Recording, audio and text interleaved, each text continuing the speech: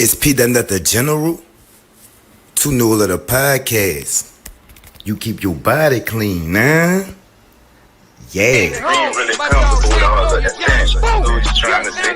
Do what you do, baby. Yeah, I want to congratulate. I seen to come up through the mud. You feel me? Real. Yeah. I'm saying, like I said, I used to be top. I'm one of the ones. When that nigga said he had a phone, his whole juice. Man, I'm looking at the screen like preach. Cause I was on the phone with him. You feel me? So you know what I'm saying? I'm just saying that he getting up there and keeping it all the way phone. What them little niggas be saying? He ain't cloud chase, he ain't capping, he ain't doing none of that. Like he ain't trying to make himself look. You know, he letting his legacy speak. I like that shit. Like let your legacy.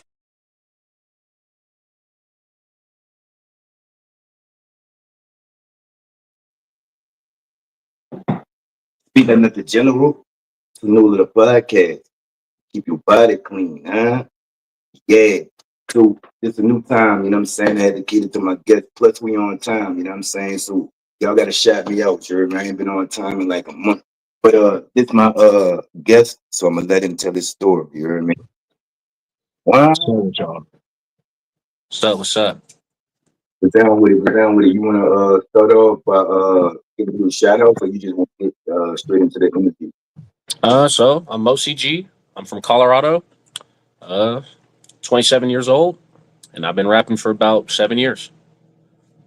So you've been rapping 7 years. Along the way, what's some of the lessons that you picked up from these 7 years you've been in this game? Say that one more time for me. What's some of the lessons that you've learned from being in this game these 7 years? Some things that I've learned. I've definitely learned that it's very, very hard if you're not willing to work with other people. If you're not willing to work with other people, you're not willing to try to get your art out there through any means necessary. It's probably not going to take off. Right. Where you say you're from? I'm from Colorado. So let us in New Orleans and the surrounding area know from your account, you know what I'm saying? How's it coming up in Colorado? You heard me? Is it dangerous? You know what I'm saying? Is it living like that? Is it quiet? Is it country? How is it coming up in Colorado? As far as coming up in Colorado, it's pretty simple. It's a retirement state. People usually come here if they want to retire, they got kids, or they trying to get a music scene popping out here in Colorado. Our music scene didn't really start cracking until last year when we started getting people with famous features. I don't know if y'all know Honey Pack Savvy, but Honey Pack Savvy, Trev Rich. Let's see, we got eight. They call him AP. You got me. Let's see, who else should I shout out? You got Kukwe. You got Shy. Who else on there?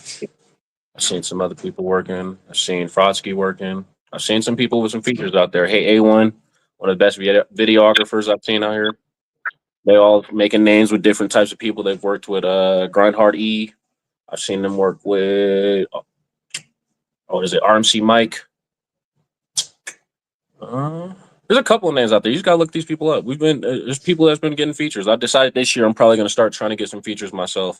I've had talks with Almighty Suspect. Supposed to be working on a song with him. Supposed to be working on a song with Rich Dunk here coming soon. So we'll see. But as far as coming up in the game, this game is very selfish in Colorado. Very selfish. No one wants you to be better than them. No one wants you to make it over them. So it's very, very, very, very segregated when it comes to the rap game out here versus other states where I feel like other states will come together and try to make a sound. Out here, it's everybody trying to compete for their sound. Nobody's really trying to get on nobody else's sound. So very selfish. That's a fact. So being in a market like that, right? Not like that, but there's not many big artists from Colorado, right? Nobody's really checking for music from Colorado, right? Does that hinder your career? Because there's no big artists from there, or is the market bust wide open for you to do your thing? As far as it hindering my career, it doesn't really hinder my career, but it definitely can help grow the career. So you started off with aspirations to be a scientist, right? Yes. How did that become an artist? You said, how did a scientist become an artist? Yes, sir. Basically, when I was younger, I started doing music for a little bit. I was doing music for about when I was living in Florida. I lived out there for about 4 years, and then after music, I didn't decide I wanted to do music anymore. I quit for about 12 years. After I quit for about 12 years, I decided to pick it back up, and I ended up dropping out of school. Mm, right. Was music always the plan? Was it a plan to be an artist, or did you just kind of follow your left and you played it and go with it? Say that for me one more time. Was music always the plan, or did this just kind of fall in your lap and you just played it how it goes? I definitely just played it how it went. I didn't even realize I even had musical talent until I lived in Florida, and they basically let me know I have musical talent. I used to perform doing classical music, playing instruments, and singing. Thanks, thanks. So growing up in Colorado, right, and then you moved to Florida. What was the reason for the move? We just moved because my mom just really wanted to be away from people. She just really wanted to start over, kind of get fresh, just have her and her family. That's fact. That's fact. So when you started off music, right? Did you start off serious? Was it a hobby? Was it just something to do? When you started off, did you start off an artist, or did you start off just rapping with the fellas? I definitely just started off rapping with the guys. So after I went to college, I decided once I figured out that track wasn't going to be the thing anymore for me, I decided that I was going to come back and rap with my friends. They had started a group called TTG, Mm, Train to Go. So I decided that I was going to come rap with them. So when I got back to Colorado, I just was in the studio pretty much every single day, just practicing. Just right. practicing, trying to figure out how music worked, trying to figure out how to rap because I've always been a singer, not a rapper. Oh, so you started off singing Yes, in the church? let's definitely start off singing in the church. That's a fact. So you rap and you sing. Yes. Which one you think you do better? Definitely probably rap now, just because I've practiced a lot more with it in recent years, and I gave up singing a while ago. But I do try to incorporate some harmonic tones into my music still. That's a fact. What artist inspired you to do what you do and put your pen to the paper before you started putting your pen to the paper? One of my biggest influences was definitely B.O.B. What was it about B.O.B. that you just had to, how did he influence you to make music yourself? I just love the fact that he doesn't really care about his style, doesn't really care about his flow, doesn't really care about what people think of it. He just tries to do everything, and I like that. That's a fact. That's a fact. So, at what point did you start taking the music serious? I probably started taking music serious about 4 years ago. Wow. What is it about the After music that so that after I broke up with my group TTG and decided that I was going to go do some more independent stuff, that's when I pretty much decided I was going to take it more serious. So since then, I've been trying to make it to where I do a show at least once a month, and I try to at least come out with a project once a year. is a fact? You say you started off with the group, but y'all broke up. A lot of artists, I'm gonna say like over 90% start off with a group and the group breaks up. Why do you think that? You said the group breaks up and then you cut out from there. Why do you think that groups don't last? Like Cash Money, the Migos. So I feel like groups can last. I feel like groups can do their thing. It's just the problem is that if you're selfish and you're not willing to be a part of the team, then the team's not necessarily going to work. Because I've seen groups work. We've seen the Migos do pretty good as a group before Takeoff was gone. I mean, they did break up though. Yeah, they did break up eventually, but as far as their successes as a group, That's a fact. That's a fact. So, um, what does doing the music do for you personally? You know what I'm saying? A lot of people say it's therapy. A lot of people say it's a voice. A lot of people say it's just a way to be heard. What does the music do for you personally? so first it was just something that was just fun, and then eventually, as I've grown and as I've gotten better at music, I've started to use it as more of a therapy, an expression of my life. That's a fact. That's a fact. What messages in your music, if any? What picture are you trying to paint for your viewers and your listeners through your music, if any? So I just want to paint the picture that you don't have to be fake. You don't have to try to create a story or a narrative just for people to try to follow you. You can just rap about your own life. You can rap about your own situations, and as long as you can put it into a rhythmatic flow that people like, I feel like they'll connect with it. That's a fact.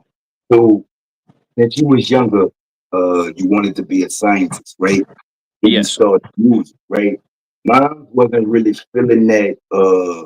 Mom's wasn't really feeling that decision that you made. Could you take me through that? You said mom wasn't really feeling what? Mom wasn't really feeling the music route. Could you take us through that? Oh yeah, mom definitely wasn't feeling the music route. So from the very beginning, my mom was definitely against it. Since I told her I wanted to be a scientist when I grew up, that's mainly what she wanted me to focus on. So when I was in Florida, she ended up pulling me out of the music program, and from that point, that's when I just gave up music. By the time I got back to Colorado, I decided that I was going to play football because of my friend Elijah. Elijah was probably my biggest influence to play football. And you had a couple of negative run-ins with sports, correct? Lots of negative rhetorics with sports. What all sports did you play? So I played football, track, and basketball. You got a lot of accolades from the football and the track, correct?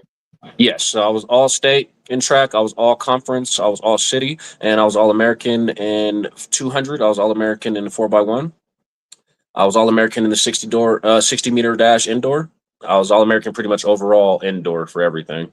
As far as basketball, I really didn't have much accomplishments. I was just on the bench on a winning team. And as far as track, as far as football, I was all American safety and I was all American running back, and I completed in one of the bowls. Not one of the big bowls, but one of the little bowls. Why didn't you stick with the sport? So the reason I ended up sticking with the sport is because of Coach Rep blocking me from having such success with the sport. As far as football, I had to sit out for about 3 years before I was able to play varsity. I was on a varsity roster when I went to Overland High School. Coach Rep had a lot of things against me. The main thing he had against me is when he first met me, I had marijuana earrings in, so that made him not like me. And from that point, he decided that he was going to make my best friend Elijah the starting safety, who's never played safety before in his life. He's played running back his entire life. So he switched him over to that movement and made me play behind him. So during that time, after sitting there for a year playing behind him, I decided I probably wasn't going to play anymore. So you quit? So I definitely was going to quit. But then I ended up getting a knock on my door from a coach. That's what his name was, Coach Brodus. So Coach Brodus ended up knocking on my door from Rangeview High School, and he basically told me that he had a safety that wasn't making the cut. He wanted to put more speed in the backfield. So Okay. I told him I'd give it a shot. So I went over to Rangeview High School. I sat there. I had to sit out half the season since I was on a varsity roster. I played JV pretty much the whole time I was there. By the time it came time for me to be eligible, I was then called into the office and I was told I need to sit down and listen to this call. The call was Coach Rep from Overland High School, letting Coach Gons know that he would be holding me out for half. He told him that if he played me in the game that I was eligible for, that he would be holding them out of the playoffs for the next 3 years. So the school that you just left, coach, called the new school and made a complaint or some shit? Yes, so basically he called and let them know that if they did play me, that they would not be making the playoffs for the next 3 years. Coach Gons looked pretty upset, but at the same time, they had a winning record. They were already supposed to be going to the playoffs, so he let me know that if I did want to stay at the school, that I would be able to play with them next year. I would have a starting position, but if he played me this year, it was not going to work. So then what? So then I called my mom and I basically let her know that it wasn't going to work out. There was no point in me staying at the school. I might as well just go back to Overland. Track season's about to come up. I was already went to state last year in track. I might as well just go back, continue what I was doing, and go to state and track again. Once I decided that I was going to go back for track, I decided I didn't want to play football anymore. Once track season decided that it went well, I went third in state. That's a fact. That's a fact. And through this whole time, you were maintaining what, a 4.0 average, right? Yes. Ah, Say that one more time. ah. Basically, just through hard work, dedication, and listening to my mom. My mom wouldn't get off my ass about nothing. Shout out to mom. Shout out to mom. So with all the adversity early in your sports career, right? What made you kept going back to what kept, I guess, not accepting? Really, it was just mainly Elijah. It was mainly my mom. Once my mom, at first she wasn't cool with the sports. She really just wanted me to focus on academics. But once she seen that I was actually good at sports, and she realized that sports can give scholarships, she had more support towards it. So she really didn't want me to quit. Elijah came and visited me and told me he didn't want me to quit and he wanted me to play. So I was going to play. I eventually worked out with them during the summer. I realized that I wasn't going to be able to get to play, so I decided I was going to quit. And then another coach came to me and he just moved from Florida and he happened to be the head coach of a school called George Washington. And I basically didn't want to hear him out at first because all the things that I've been going through as far as football. So I really didn't want to hear him out at first, but my mom told me that he had something different for me. And he told me that things were going to be different and it wasn't going to be like how it was. So I decided to hear him out. And his name is Coach Everett. He came to me, sat down with me, had his son with him. Son has colored eyes, mohawk, and it looks just like me. So we sat down. He told me he's from Florida. He looked at my record. He was like, you lived in Florida before? He's like, you kind of play like a Florida person. He's like, I need a lot of speed. I want speed. He's like, if you come and play for me, you'll be able to play. You're not going to have any problems. Coach Rep's not going to be able to mess with you because we're a division down. So there's nothing he can do about it. But the only issue about them being a division down is it's going to be a lot harder to make the playoffs. It's going to be a lot harder to get recruits. But if you dominate, then something can happen for you. So Dominique? So I went out there and I gave them their best record that they had in the last 20 years. They were 3-7 before I went there. I left them at 6-4. I left them a trophy. We won the President's Cup. The only reason we missed the playoffs is because, as I said in 4A, it's a lot harder to make the playoffs. You need a record of at least 7-3 to make the playoffs. Me and my team just had a falling out one game. Quarterback wasn't shifting with his line, and he basically called him soft. So that game it didn't go too well. I ended up still making a bowl game. Once I got to the bowl game, that's when I really feel like football wasn't going to be it. I kind of got exposed. I feel like I got exposed out there. Not that I wasn't good. Like I said, since I touched the football, I've been good. But when I got out there, I just feel like it really definitely showed a different type of level of talent. I did have a starting position, but it didn't really end too well. We won, but I didn't really contribute much. You ended up changing schools again, right? So by the time it came to recruitment crisis, I can hear myself. No, why is echoing? Can you hear now? Let me see. Yep, that's cool. That's perfect. Alrighty. So basically, once I got to the All-American game, I realized that football wasn't pretty much going to be it for me. The only offers that I ended up having was from Gonzaga. It was from Augusta and Hastings College. As far as football, those are the only offers I got, and none of them were full rides. They were all partials and work for a spot. So that's not really what I wanted to do. As far as track, when it came to the state championship, I once again messed up. I definitely messed up. I was the team captain. I got us to state. I had to sit out half the season once I got to George since I was on varsity when I was at Overland. By the time half the season came, I ended up qualifying. I got us up there, but the only thing I was able to qualify for since the time missing, I was only able to qualify for the 4x1. So by the time we got to the 4x1, everyone in the state figured that we were supposed to win the 4x1 every meet, every year, all year long. We pretty much dominated. So my coach came to me on state championship day. She looked at me and said, Mosi, I need you to run anchor. I told her, Coach, we can't do that. We gotta do it the same way that we've always done it. And she said, well, you're the captain, so we're gonna do it your way. And I probably should have listened because at the time I didn't realize that John missing practice for his absences of tardiness of what he had going on. I felt kind of bad because at the same time I wasn't thinking about that. I was just thinking about the John that was there, that was running with us, that has been helping us win, but he hadn't practiced in about 4 weeks. So it definitely showed that day, and I definitely should have been anchor that day. So we ended up going 10th in state that day, and we did not qualify for the finals. So that was my final day running track for George Washington High School, and I ended up having no offers since I did not run anchor, and I did not qualify. And then what you do? So basically, it came time for summer. I had 14 academic offers as far as academics. I didn't really want to go to school for purely just academics now that I had become so attached to the sports.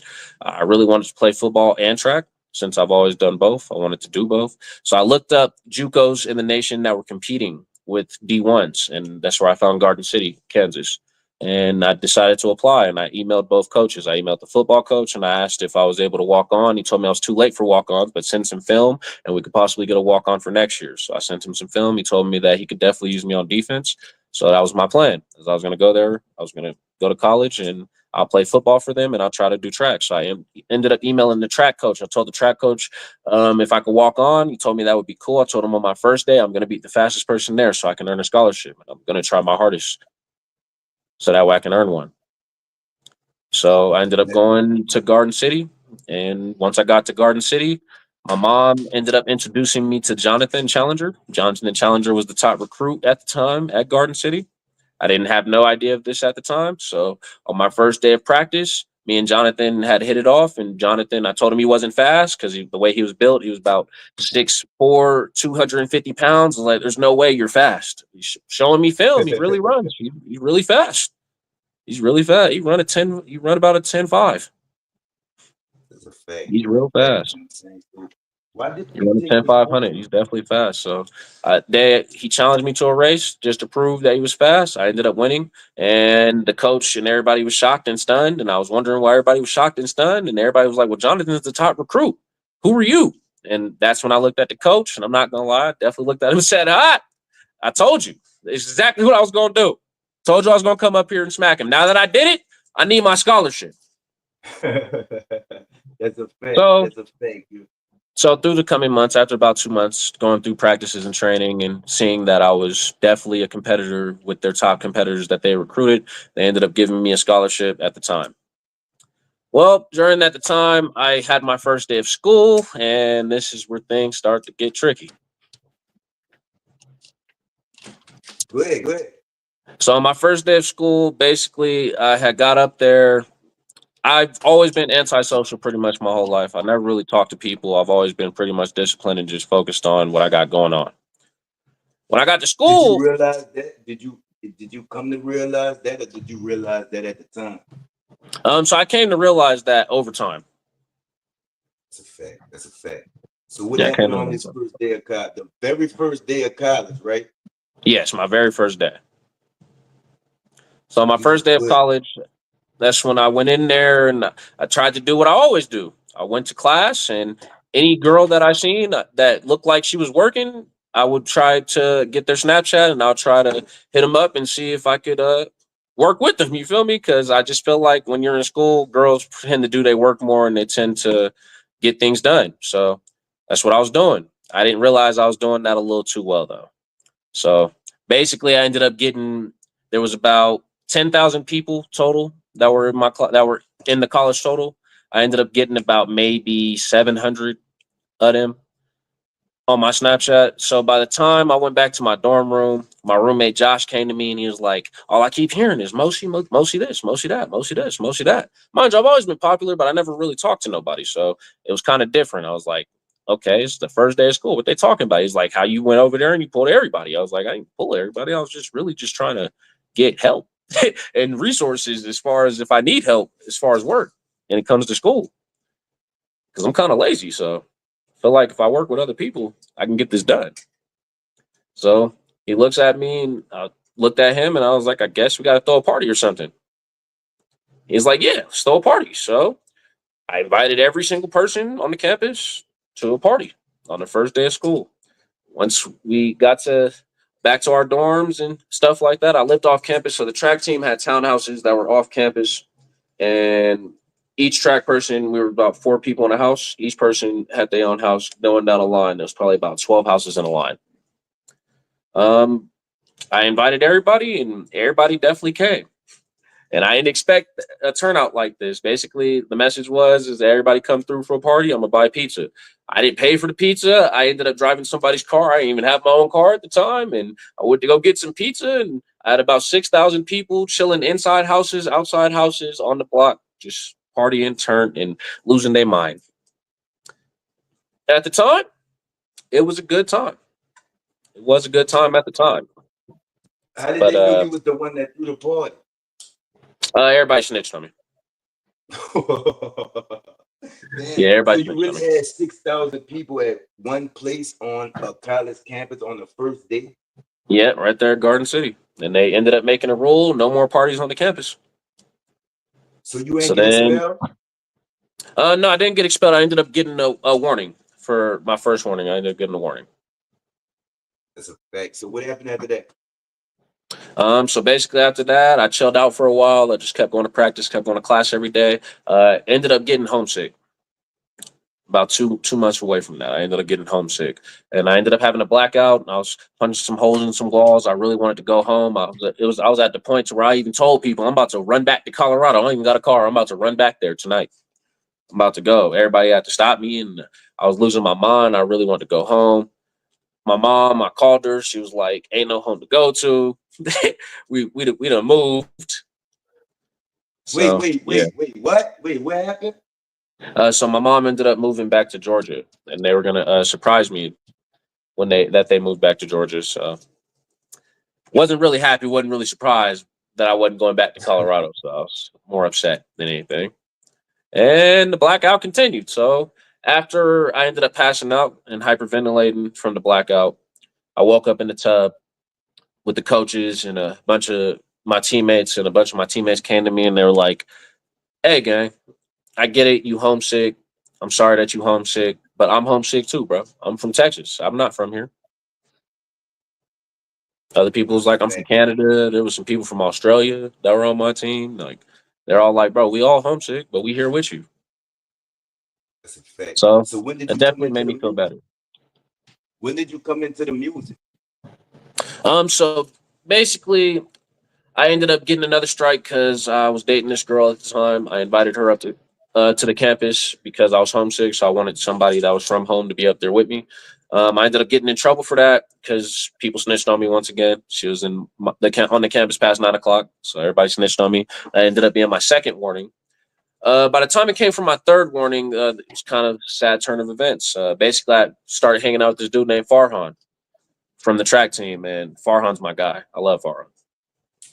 Shout out Yeah, so for Farhan you was a heard me? cross country recruit, and he also ran long distance. So me and Farhan started kicking it a lot. But I'm not gonna lie to you, we were smoking. We started smoking. On campus? Yeah, we were smoking everywhere. It didn't matter. We was in the car. We were low key with it. Of course, we didn't want nobody to know we was just smoking out there. We wasn't just out in the open with it, but we were smoking. That's a fact. That's a fact. So y'all got pulled over, right? Yes, so we got pulled over multiple times. We got pulled over a lot for no reason. It was for a reason, but eventually it became for no reason.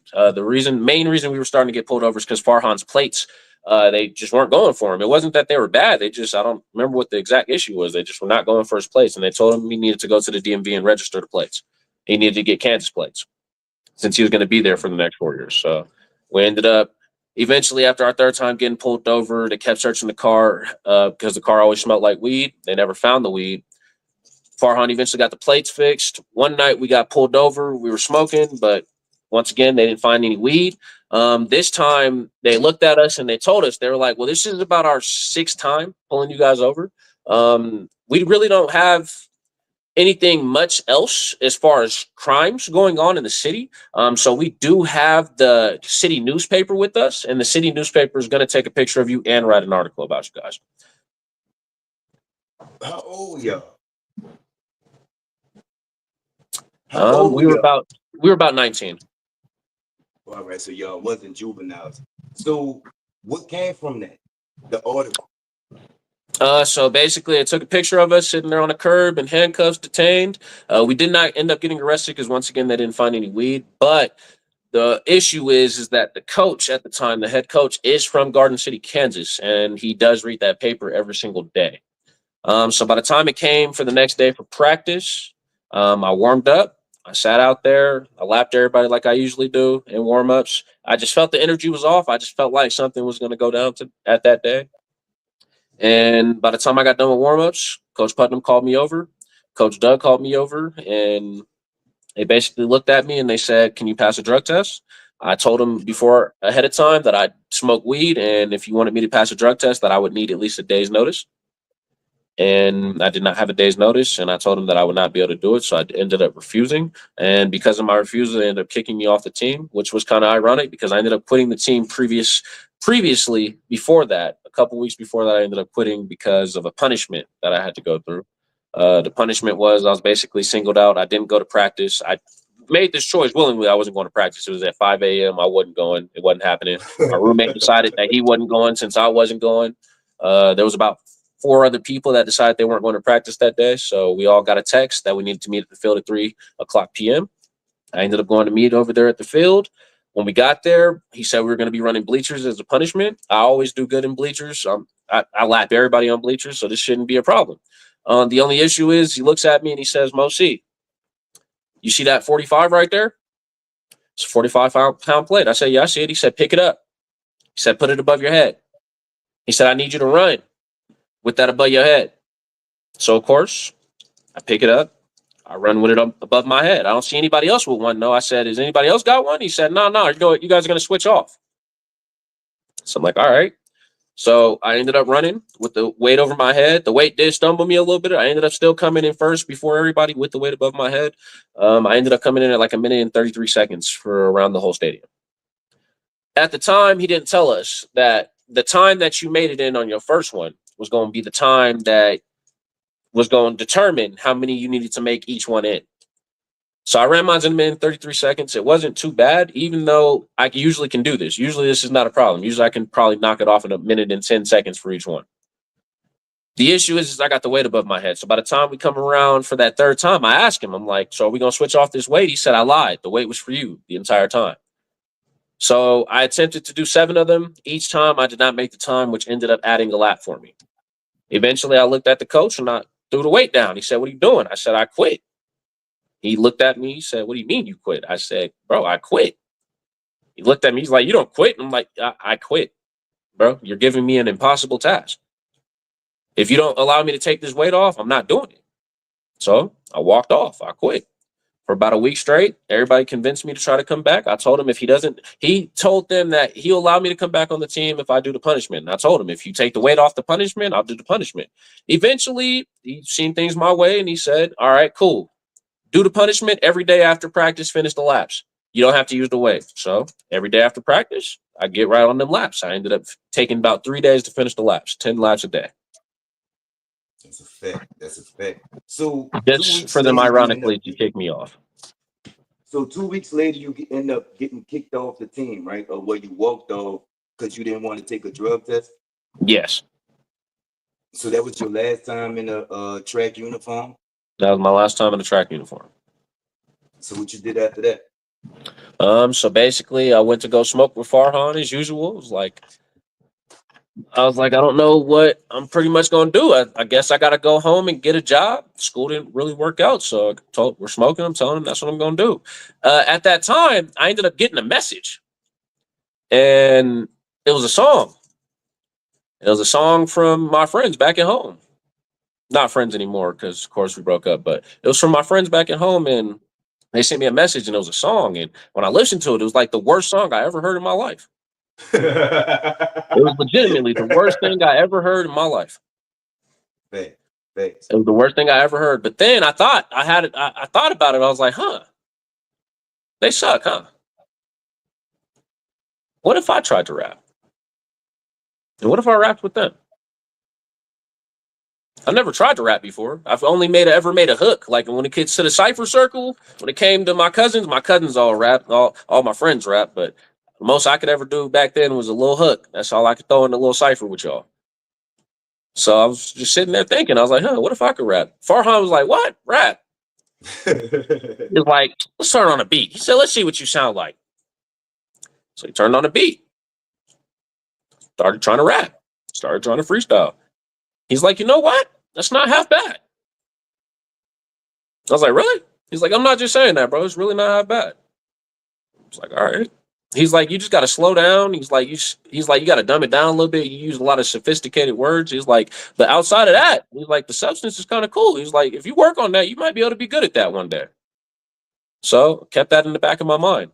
I ended up coming back to Colorado. My mom lived in Georgia. I ended up staying with my great grandmother. So Stayed with my great grandmother, and that's how it was. So then once I decided that I was going to do music again, I ended up going to the studio. They invited me to the studio with them, and I seen how they were rapping. Once again, worst thing I was ever hearing in my life. It was terrible. It was terrible. It was terrible. But I felt like I fit right in because nobody's more advanced than nobody. Everybody's just now learning. Everybody sucks. That's a fact. That's a fact. So I got in the studio with them one day, and we ended up making a song. It's called Whatever. It's the worst song one of the worst songs I've ever made in my life. We didn't even know how to make a hook. We just let the hook play out on the song. It was horrible. So I bring my cousin to come rap with us and make a cool song with us. So that was the first time we actually got to have an artist that's kind of seasoned to actually come rap with us. His name's Kid Rado. He got a lot of projects out. You guys should check him out. But yeah, he was the one that definitely influenced me to actually start writing.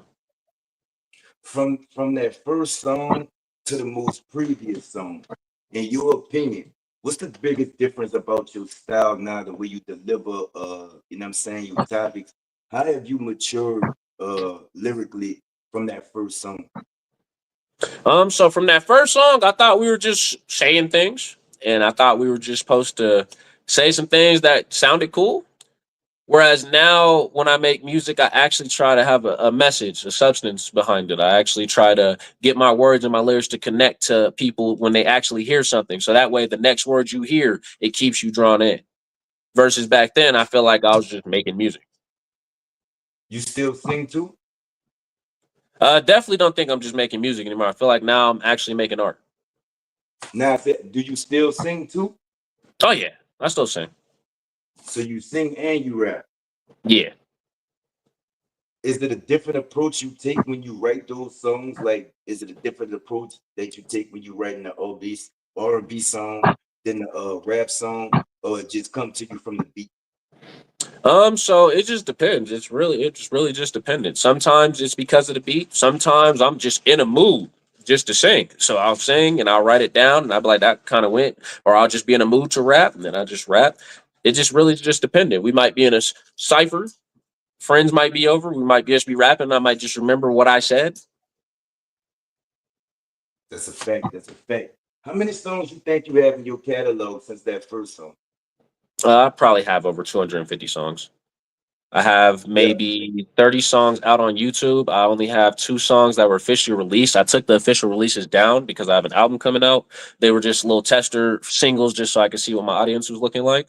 I really focused more on building my platforms versus building the music first, which I feel like has given me a lot more success. that's a fact. That's a fact. You said you got an album coming out. What else should we be expecting from you in the near future? So I got an album coming out. I'm hoping to expect to get a lot of music videos coming out. I'm trying to really push a lot of more content out this year since I didn't really do much last year. All I really did last year was shows. That's a fact. That's a fact. From an athlete to an artist, was that a hard transition for you? Um, I wouldn't say it was a hard transition. It was just more of a I had to transition. Where you see yourself musically in 5 years? Musically in 5 years, I definitely see myself doing this full time. So you don't do it full time now? I don't do it full time now. I'm an HVAC worker. I've been doing HVAC for about 6 to 7 years. I'm a journeyman. I'm certified. That's a fact. That's a fact. So how do you juggle it all? So really, I just mainly find more time to write. That's the main thing about it. Even if I'm not able to get into the studio, even if I'm not even able to able to record, I always make sure that I'm able to write something down. I try to write down something every single day. That's a fact. That's a fact. Do you have a favorite song or a song that means the most to you in your catalog? Definitely it's called Face Off. It's if you see any of my content, it's pretty much the main song that I do at my shows. It's pretty much the main song I brought out. It's unreleased. It's supposed to be coming out on this album. That's a fact. That's a fact. When the album coming out? Album will be coming out next month. I haven't really decided on which day next month. I just know it's coming out next month. This your first album? This will be my first album. What made you? So you've been doing it 7 years, right? Yes. After 7 years, what made you finally want to put out an album? I just felt like I finally have put together a catalog of songs. Out of 250 songs, I was able to pick my 12 best songs, and I feel like it's album material. That's a fact. That's a fact. When this album drop, you know what I'm saying, for the viewers and the listeners, what should we be expecting from this album when it drops? I'm hoping everybody gonna cry. I'm hoping everybody gonna just be in pain and tears because of just how deep each song is. Each song has such a different message, and I put it in such a different way. I feel like you have to connect with it. That's a fact. It's a lot of artists, there's a lot of singers, it's a lot of singers that's an artist and artists that's a singers, right? What makes you different from everybody that we already being served on our plates? What makes you different than any other artists that we already listen? I say what makes me different is definitely my experiences. My experiences aren't everybody else's. That's a fact. That's a fact. In these 7 years, you said you put the music down. You backed away from the music, right? Say that one more time for me. You said it was a point in time when you backed away from the music, right? Right.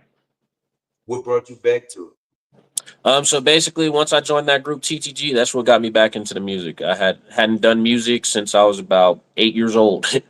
Since then, I ended up joining TTG when I was about 17. And that's till now. Yep. So we ended up breaking up. Once we broke up, that's when I became independent. I've been independent for the last 5 years. Is a deal somewhere in the plan in the future, or do you plan to stay independent? So I've been offered a couple deals. I've been checking my emails. I've been looking. I just posted something today on Reverb Nation. I just hit one of the top 40 charts on there. So I've been That's a looking fact. at some offers. Where I've been can we looking at some find? stuff. You said you had a lot of songs on YouTube. Where can we find your music? And what if somebody's trying to get in tune with you and tap in? Do you do features? Yes, I do features. If somebody's trying to get in touch with you, how can they do that?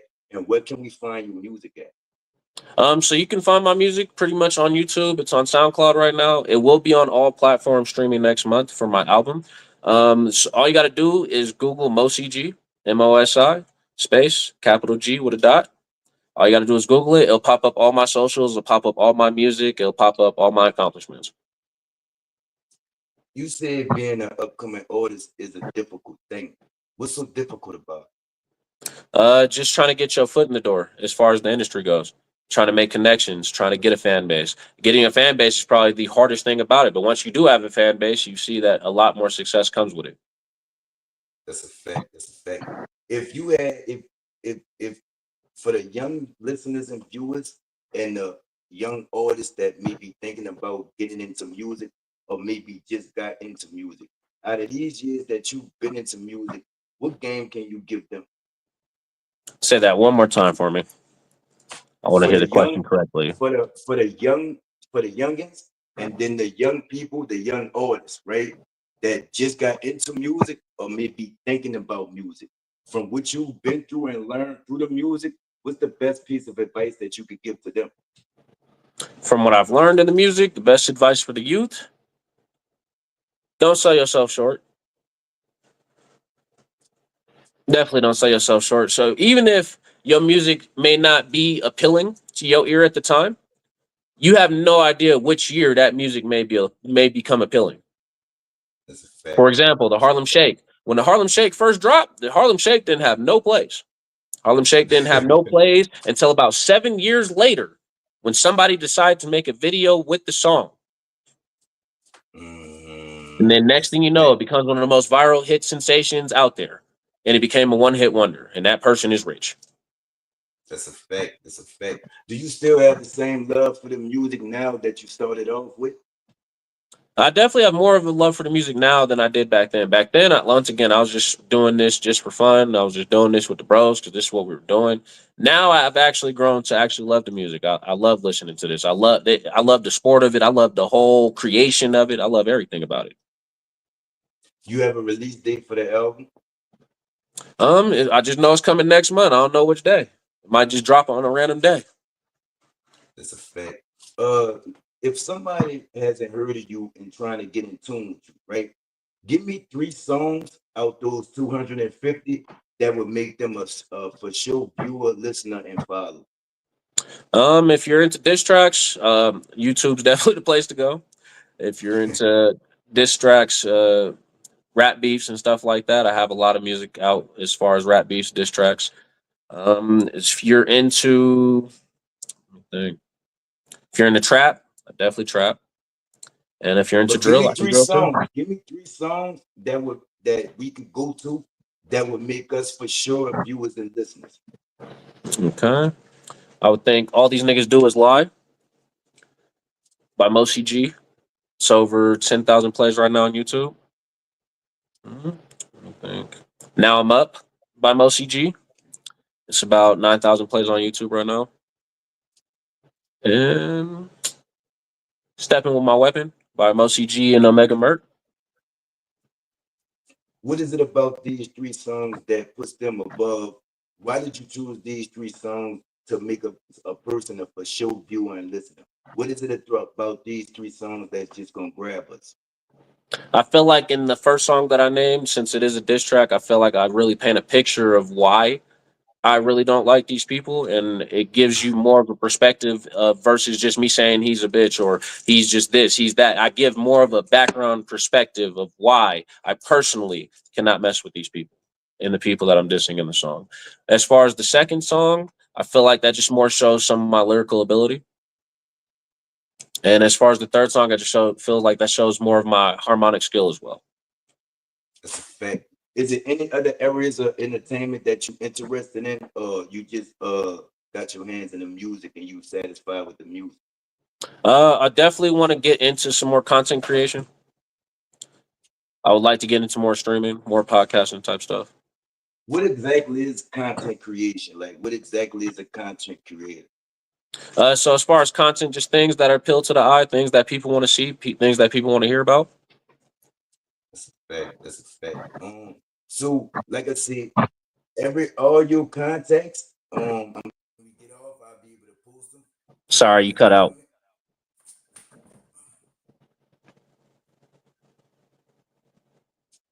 My bad. My phone that run like 10 times. That's why You're the good. audio fucked up. They keep calling my phone, man. My bad, dog. But at You the good? You same good? time, leave all your contacts. You said you had a YouTube, but you didn't say the page.